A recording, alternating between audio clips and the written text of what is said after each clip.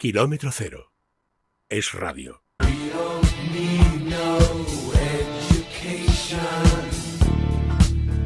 La 1:04 después del boletín de noticias, seguimos. Y hablamos de los centros de educación infantil, como contaba Asier.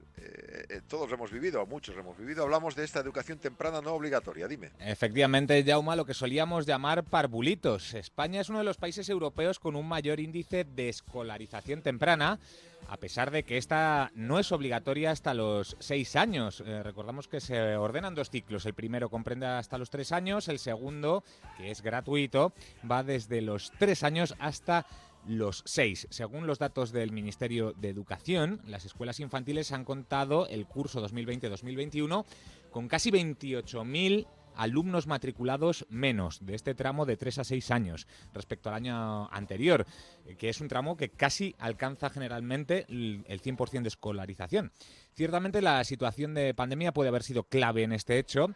Eso sí, aunque la educación infantil tiene, como decimos, carácter voluntario, psicólogos y educadores insisten en que la intervención y la estimulación educativas antes de los 5 años juegan un papel decisivo en aspectos como el cognitivo, el afectivo, social y el físico del niño. Para abordar este asunto hoy tenemos con nosotros a un experto en la materia, profesor de educación infantil de la Escuela Internacional de British School of Barcelona, concretamente del campus de Castelldefels, y vamos a saludarle directamente.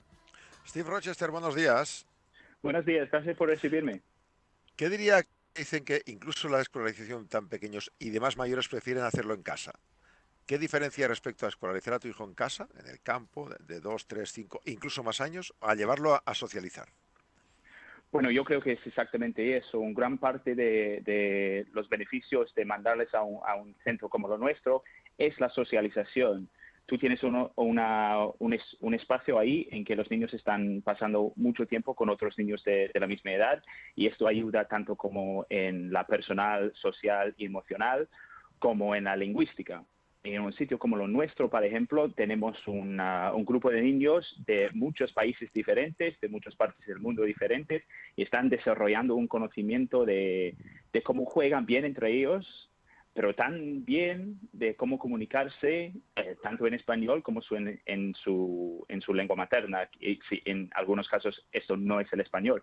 Así que esto, para mí, yo veo un desarrollo bastante más elevado, bastante más rápida en los niños que vienen a un centro como lo nuestro, comparado con los niños que se quedan en casa más años. Profesor Rochester, comparativamente, ¿cómo estaría la situación en España? Por ejemplo, con Reino Unido o con otros países europeos. Bueno, yo realmente solo puedo hablar por el Reino Unido, pero cuando yo vine aquí para trabajar en el British de Castelldefels, del British de Barcelona de Castelldefels, estaba algo sorprendido con las conversaciones que estaba teniendo con algunos padres que aquí en España no es tan desarrollado esta cuestión de mandar a su hijo al cole desde 3, desde 4, desde 5 años, porque como vosotros decís, eso no es obligatoria legalmente. En el Reino Unido es mucho más común de mandar a su hijo al cole. En Inglaterra se empieza el cole desde los 4 años, pero es mucho más común de mandar a su hijo al cole anteriormente, porque los profesionales, los profesores trabajan con un currículum que está desarrollado específicamente por niños pequeños. Y en el Cole de Barcelona tenemos el mismo currículum. Estamos usando mismos formularios, mismas actividades para ayudar a desarrollar a los niños en nuestro centro. En España no está tan implantado como en otros países, pero también hay voces que apoyan esa opción del llamado homeschooling, es decir, la educación en casa, a cargo de los padres o a cargo de educadores privados que vayan a sus propios domicilios. ¿Habría una manera de homologarlo o tal vez armonizar ambas opciones? Yo creo que hay ciertas cosas que sí. Cuando estás hablando de la parte más bien educativa, cuando estás hablando de fonética o matemática, hablando sobre tamaños o colores o cosas así de educativas, hay un rol que pueden jugar la gente en casa, los padres, profesionales que se van a casa de los niños. pero lo clave, lo importante que aportamos nosotros y centros como lo nuestro es este personal, social, emocional. La cosa que realmente necesita un niño desarrollar a esa edad es la comunicación con otros niños, es saber jugar bien, es tener adultos aquí que se van a involucrar en su juego, que van a ayudarles a desarrollar nuevas ideas y ideas un poco más. Para ser el primero tienes que trabajar duro, mejorar cada día y no bajar nunca la guardia. Para ser el primero tienes que... ¿venir a probar el nuevo Nissan Qashqai? Visita tu concesionario Nissan del 9 al 17 de julio y sé el primero en conducir el nuevo Nissan Qashqai electrificado con tecnología Mild Hybrid y etiqueta Eco. Red de concesionarios Nissan de Cataluña. Para ser el primero tienes que trabajar duro, mejorar cada día y no bajar nunca la guardia. Para ser el primero tienes que... ¿venir a probar el nuevo Nissan Qashqai? Visita tu concesionario Nissan del 9 al 17 de julio y sé el primero en conducir el nuevo Nissan Qashqai electrificado con tecnología Mild Hybrid y etiqueta Eco. Red de concesionarios Nissan de Cataluña. Más desarrolladas que tal vez podrían pensar ellos mismos. También ayudamos mucho en lo físico, en ayudándoles a poner su propia ropa, por ejemplo, a mantener un boli o unas tijeras, ir al baño solito. Entonces, hay ciertas cosas que realmente pienso que un centro como lo nuestro es la mejor opción. A la vez, los padres sí que tienen un papel, sí que tienen un rol y con cosas así se pueden ayudar en casa, por supuesto. Al fin y al cabo es una preparación, por así decir, ante la siguiente etapa que sí es obligatoria a partir de los 6 años. Yendo al asunto de la educación bilingüe, ¿qué tal responden los niños a edades muy tempranas manejándose en 2 idiomas indistintamente prácticamente?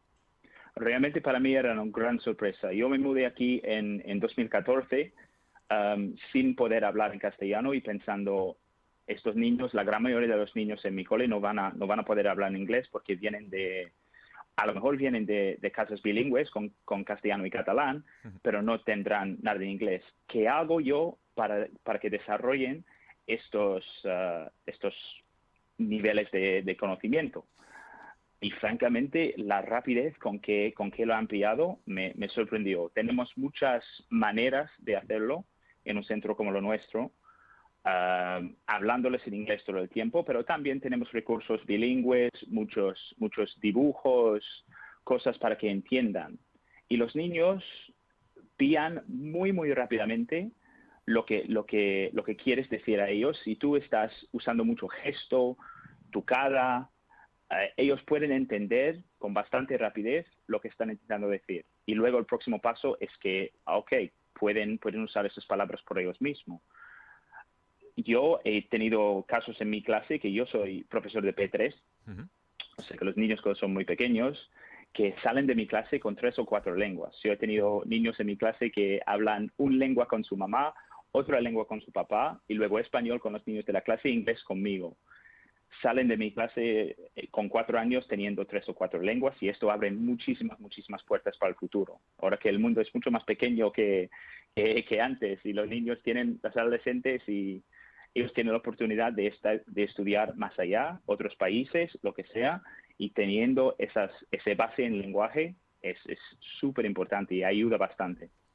Realmente imagino que de un tiempo a esta parte, haciendo la comparativa por décadas, habrán evolucionado ciertas cosas. ¿Cuáles son las cuestiones que han conseguido mejorar en todo este tiempo y que a día de hoy disfrutan los alumnos, también herramientas que pueden tener los profesores, pues que antes no tenían disponibles?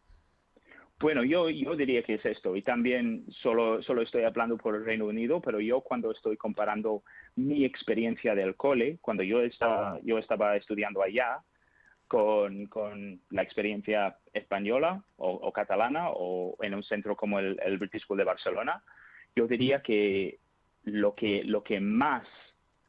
la diferencia más obvia para mí es exactamente eso de la lenguaje. En Inglaterra, por ejemplo, no tienes que aprender un segundo lenguaje hasta que tengas 11 años. Y con 11 años, 12 años, 13 años, a lo mejor tienes un poco más miedo de equivocarse, no quieres decir cosas incorrectamente.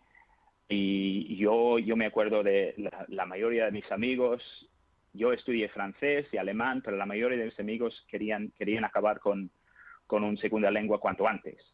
Y yo, por mi parte, yo he visto cómo aprender esos lenguajes me ha cambiado la vida. No estaría en este país si no fuera por esta confianza que me la ha dado. Entonces, formando parte de este tipo de desarrollo con otro grupo de niños y viendo cómo ya pillan no solo la lengua, pero también la confianza que viene con tener una segunda, tercera, cuarta lengua, a mí me llena de orgullo formar parte de este proceso, y yo creo que esto ayuda bastante a nuestros niños a avanzar y poder hacer cosas increíbles en su futuro. Pues efectivamente, desde educación temprana, que es lo que hay que hacer para tener un futuro cada vez mejor. Steve Rochester, gracias por contárnoslo desde British School of Barcelona. Un saludo. Muchísimas gracias. Un abrazo.